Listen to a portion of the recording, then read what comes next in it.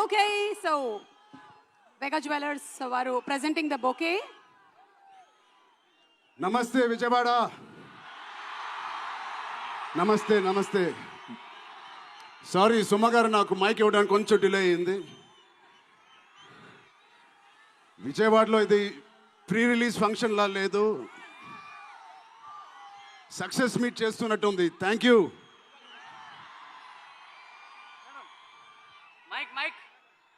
కేశినేని చిన్ని గారికి, దుర్గేష్ గారికి ఇంత గ్రాండ్ సపోర్ట్, ఇంత గ్రాండ్ ఈవెంట్కి సపోర్ట్ చేసినందుకు మీకు, మీ టీం అందరికీ చాలా చాలా థ్యాంక్ యూ సార్. ఇంత షార్ట్ నోట్లెస్ చేసినందుకు.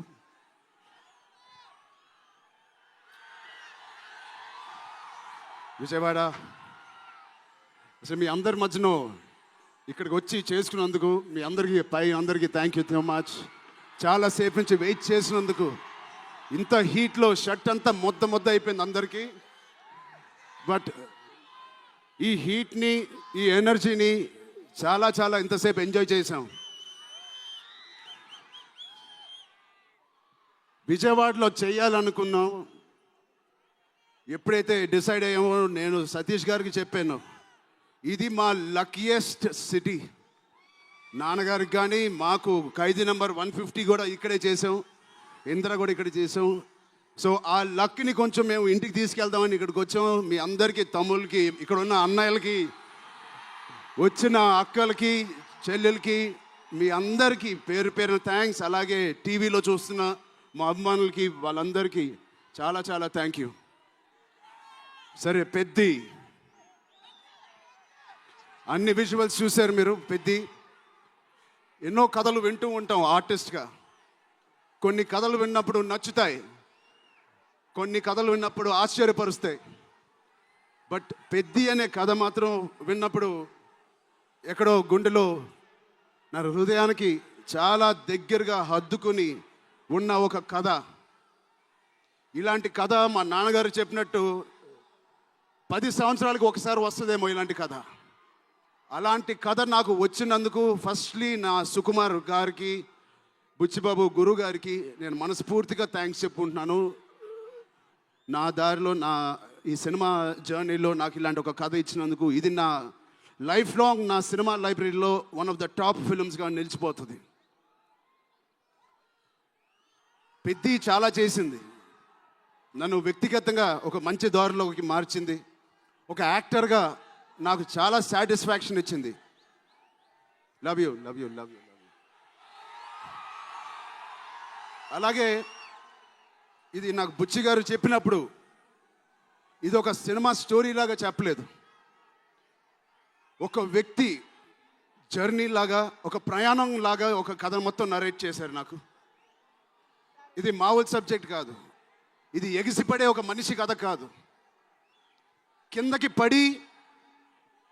పడిన మనిషి లేచి ఎలా నించుంటాడో అలాంటి కథ ఇది.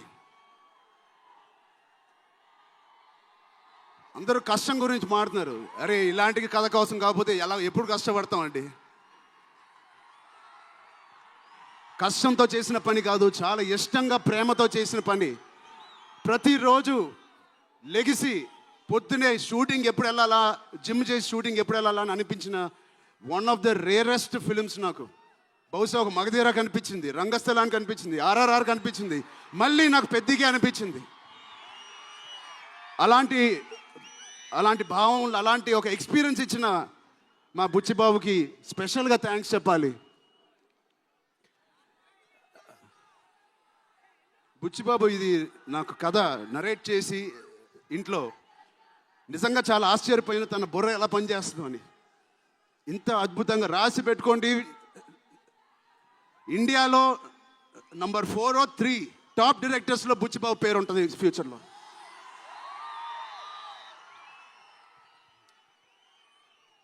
సో అంత మంచి ఎక్స్పీరియన్స్ ఇచ్చిన బుచ్చిబాబు గారికి చాలా థ్యాంక్ యూ. ఇలాంటి సినిమా ఒప్పుకోవడానికి నాకు ఒకటే బలం నా మనసులో, ఇలాంటి సినిమా చెయ్యాలి అని.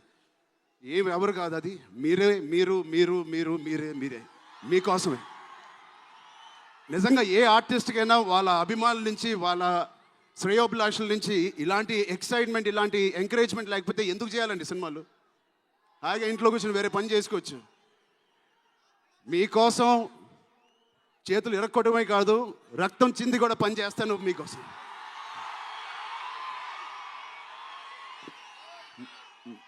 మిమ్మల్ని ఎంటర్టైన్ చేయడం ఒక పిచ్చా, లేకపోతే సినిమాలో మంచి సినిమా చేసి మీకు ఏదైనా ఇవ్వాలని ఒక పిచ్చా నాకు తెలియదు. నాన్నగారు కొడుకు పుట్టినందుకు, కళ్యాణ్ బాబాయ్ గారు ఉన్నందుకు ఇంట్లో ఇది తప్ప నాకు ఇంకేం తెలియదు. బహుశా ఇంకోటి తెలుసుంటే ఇలా ఇంత పెద్ద ఆర్టిస్ట్ నేను ఒక ఫీల్డ్లో అయ్యేవాడిని కాదు. నాకు తెలిసిందల్లా సినిమా సినిమా సినిమా. సో నేను చనిపోయే వరకు మిమ్మల్ని ఎంటర్టైన్ చేస్తూనే ఉంటాను, అది రాసి పెట్టుకోండి.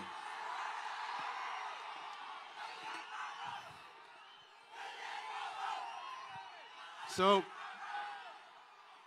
మా టెక్నీషియన్స్ గురించి మాట్లాడాలంటే ఫస్ట్ మా రత్నవేల్ గారి గురించి. ఇది 4వ సినిమా రత్నవేల్ గారితో. ఇంత బ్యూటిఫుల్గా మమ్మల్ని అందరినీ ప్రజెంట్ చేసి ఆయన సీనియారిటీని మాకు సపోర్ట్గా ఇచ్చిన ర్యాండీ గారికి ఆయన స్పెషల్ థ్యాంక్ యూ. అలాగే పనిచేసిన అవినాష్ కొల్లా గారికి థ్యాంక్ యూ సో మచ్. అద్భుతంగా ఇచ్చారు మా పెద్ద వరల్డ్ని. Naveen Nooli thank you so much, fantastic editing. మిగతా టెక్నీషియన్స్ అందరూ, మా అనంత్ శ్రీరామ్ గారు, బాలాజీ గారు, మా choreographer Jani master, Bosco master, thank you so much. మిగతా సింగర్స్ అందరికీ థ్యాంక్ యూ సో మచ్. మా సతీష్ గారి గురించి చెప్పాలి. మొదటి సినిమా ప్రొడ్యూసర్ లాగా కాదు, ఒక 50 సినిమాలు తీసిన ప్రొడ్యూసర్ లాగా ఆయన దీనికి పనిచేశారు. ఆయన ఒక పెద్ద కన్స్ట్రక్షన్ కంపెనీకి యజమాని. దాంట్లో కూడా ఒక నంబర్ 1 స్థాయిలో ఆయన ఎదుగుతూ వెళ్తున్నారు. ఆయనకి ఏం పని ఇచ్చినా ఇంత చిత్తశుద్ధితో, ఇంత డెడికేటెడ్గా చేయలేదు. ఆయన చేస్తారు. మామూలుగా నేను పనిచేసిన 1-2 ప్రొడ్యూసర్లు టీ తాగి భోజనానికి వచ్చి వెళ్ళిపోతారు. అలాంటి టీ తాగి వెళ్ళే ప్రొడ్యూసర్ కాదు. ఎవ్రీ డే 3 పూటలు అంటే 8 అవర్స్ మాతోనే గడిపినాడు. నాకు ఒక్కరోజు గుర్తులేదు ఆయన సెట్లో లేకుండా.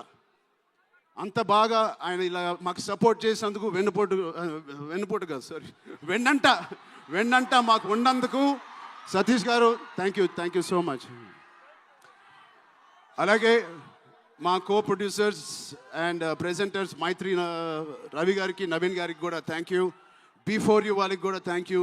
ఇండియా వైడ్ రిలీజ్ చేస్తున్న మా జియో సినిమాకి కూడా చాలా థ్యాంక్ యూ. టీ సిరీస్ మ్యూజిక్కి చాలా థ్యాంక్ యూ. ఇంకా ఎవరెవరు అసోసియేట్ అయ్యారో వాళ్ళందరికీ చాలా చాలా thank you. Rahman sir, you are the biggest pillar of Peddi.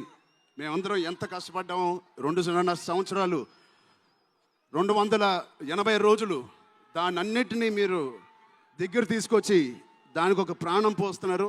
రోజు 6 గంటల మార్నింగ్ వరకు పనిచేసి పడుకుంటున్నారు ఆయన డెడికేషన్కి, ఆయన సినిమాలో పనిచేస్తున్నందుకు చాలా చాలా చాలా థ్యాంక్ యూ.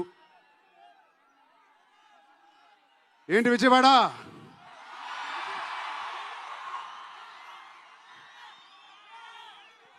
ఈసారి ఎవరి పేరు మర్చిపోలేదు కదా నేను.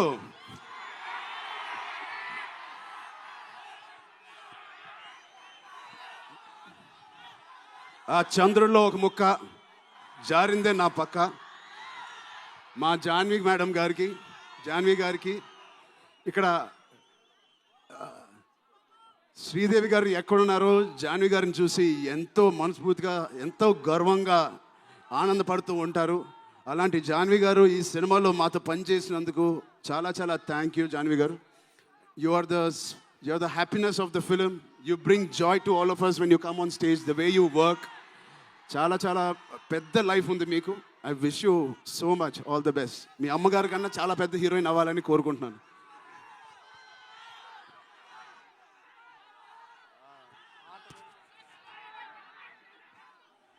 సో డేట్ గుర్తుందా? జూన్ 1.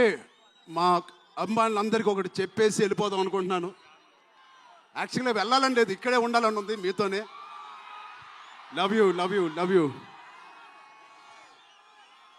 ఎప్పుడైనా ఒక ఆట ఓడిపోతే అది ఆటగాడు ఓడిపోయినట్టే కాదు, ఒక దేశం మొత్తం ఓడిపోయినట్టు ఏ ఆటైనా. అలాగే ఈ పెద్దిగాడు, మీ అందరికి తెలిసి ఆ డైలాగ్ ఉంది, ఆట ఆడలేదు, ఏంటది, పోరాడాడు. అలాగే మీ అందరి ఆశీస్సులతో, దుర్గమ్మ దేవి ఆశీస్సులతో మీ అందరికీ ఉండాలని, మా అందరికీ ఉండాలని, ఈ 4వ తారీఖున వచ్చే ఈ పెద్ది సినిమాకి ఉండాలని, ఈ పెద్దిగాడి ఆత్మగౌరవాన్ని అమ్మ దుర్గమ్మ సాక్షిగా కోరుకుంటున్నాను.